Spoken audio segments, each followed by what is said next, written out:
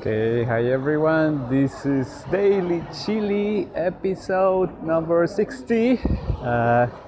And today from Panjulu, it's one of my new favorite places. It's actually a lot of very nice small streets. There are coffee shops and different nice restaurants. So today is just an invitation because my birthday is coming this 20th of April.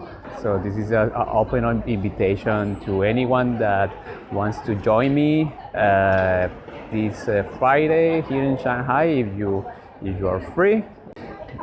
So please RSVP. Please respond to this message by leaving a comment just to know how many people should I book the table, and I hope to see you on Friday. Okay, so my daily password for my daily journal is RSVP. Okay, and I hope to see you on Friday, everyone. See ya. Bye.